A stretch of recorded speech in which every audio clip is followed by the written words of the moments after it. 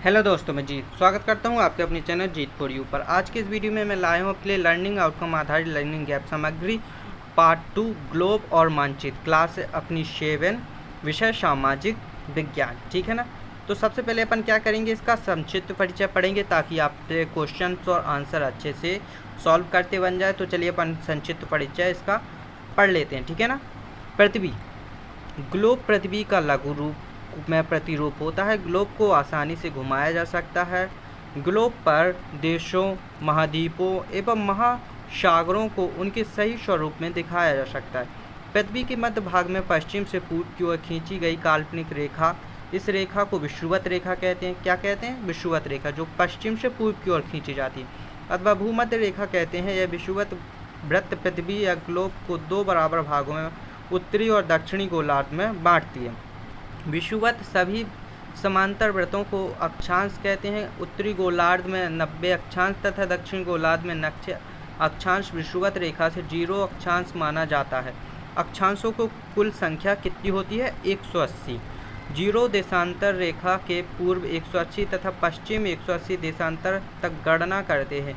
इस प्रकार देशांतर रेखाओं की कुल संख्या 360 होती है। देखिए, अक्षांशों की संख्या कितनी होती है? 180, और देशांतर की रेखाओं की संख्या 360 होती है। ठीक है ना, ये आपको याद रखना है।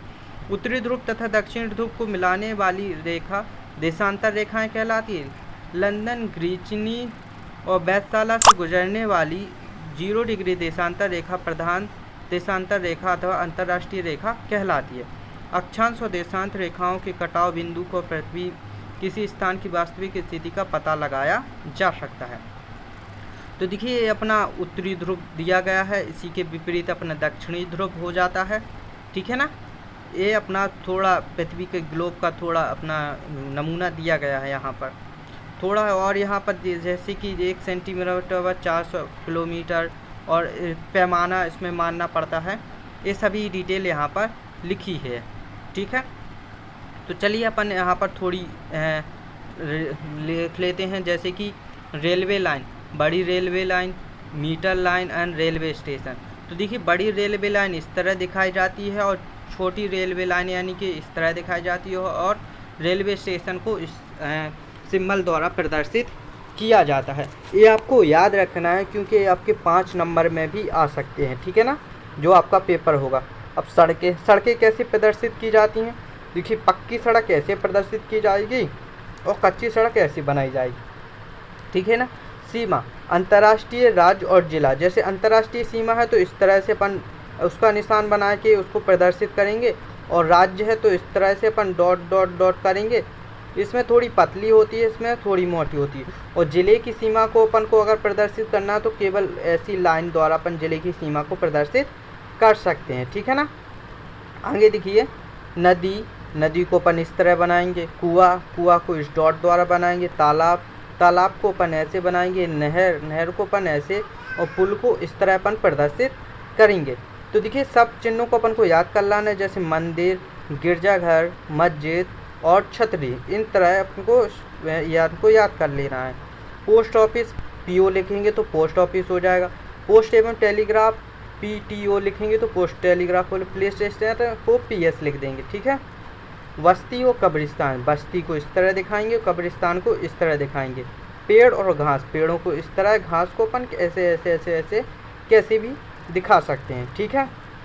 आगे चलिए, यहाँ पर कुछ नीचे दी गई तालिका में जानकारी आपको भरनी है। तो देखिए, मैंने आपको पहले बता दी थी कि अक्षांश रेखाओं की संख्या कितनी होती है? 180, और देशांत रेखाएँ कितनी होती हैं? 360। ये आड़ी होती हैं और खड़ी होती हैं। ये छोटे बड़े और ये बराबर बराबर होती हैं। ठीक है ना। तो इस तरह अपन इस जानकारी को यहाँ पर फिल कर देंगे। आगे चलेंगे अपन। देखिए, चित्र को देखकर दिए गए प्रश्नों को उत्तर देना है। अपन को चित्र देखना है, जैसे कि ये बसंतपुर है, ये RS है, और ये PS यानी कि पुलिस स्टेशन, सुंदरपुर, ये मस्जिद मंदिर बना है, ये विद्यालय है, गिरजाघर है, नदी। तो इस तरह यहाँ पर कुछ चीज़ें दी गई हैं। तो इसी के आधार पर अपने प्रश्न हैं। देखिए, नदी किस दिशा में बह रही है?